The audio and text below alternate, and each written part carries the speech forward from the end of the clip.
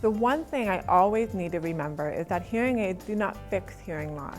I still have trouble hearing in noise compared to hearing in quiet. Even if I had the best hearing aids on the market, I will still have difficulty in noise. By having the appropriate expectations, I'm less frustrated because I know the responsibility is mine to be an active listener. Don't be afraid to tell people you have hearing loss. Oftentimes when I'm struggling hearing a waiter or a waitress, for example, I will say, "I'm sorry, I have some hearing loss and I'm having trouble hearing you with all of this noise. Could you say that again?" And it's not just to the waiters and waitresses, it's also to your family members and friends. Admitting your hearing loss to others will allow people to see the changes that are needed in order to ease the flow of conversation. Hearing loss is an invisible disability and, ironically, is misunderstood by people with normal hearing.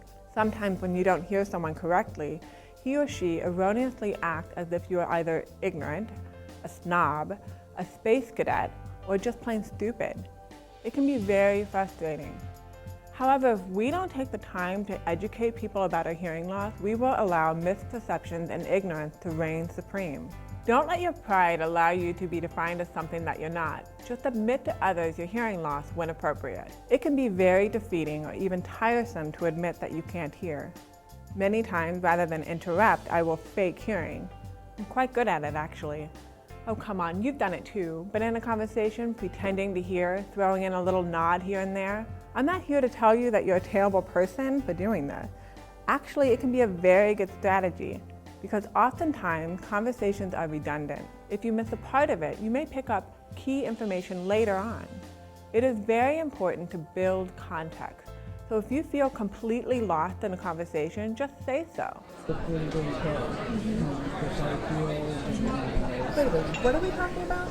The movie, Lincoln. Oh, that movie. I've heard it's really good. Knowing the topic of conversation will help you follow it.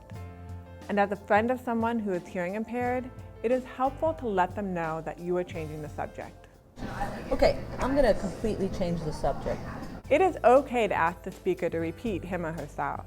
Ask specific questions rather than just a general what. Saying huh or what leads to one of the most common communication errors, that a person has to talk very loudly to the hearing aid user. However, there's an immense difference between clear speech and loud speech. The hearing aid is already making the sound loud enough for the user, so the speaker doesn't have to. Talking unnaturally loud can distort your signal and even make speech harder for the hearing aid user to understand. This tip is for friends and family members of people with hearing loss.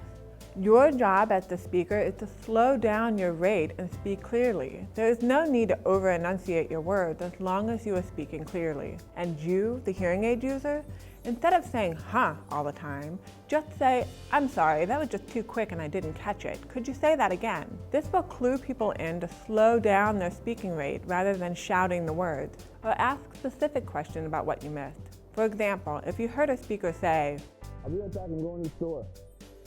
This is what happened if you just say, "What?" "I'm going to the store." What was that again? "I'm going to the store." Now let's see what happens when you simply ask, "Where are you going?" "Oh, I'm going to the grocery store. We need some juice." If you are having difficulty hearing, remember that becoming agitated will only make it worse. If you are constantly thinking, "Oh dear, I can't hear a thing in here, this is going to be miserable," well, guess what? You are going to be miserable. You have to stay calm and remember your strategies. If you're at a cocktail party or a holiday party, just find a quiet area and plant yourself there if you can. When you step in on a conversation, kindly ask what everyone is talking about. Remember to face people and watch their facial expressions. Stay calm so that you can pick up key pieces of information that will help you follow the conversation. And if you're struggling, say so and ask for clarification. Be patient with one another, and as cheesy as this may sound, follow the sage advice given in the Serenity Prayer. I do it every day. God, grant me the serenity to accept the things I cannot change, the courage to change the things that I can, and the wisdom to know the difference.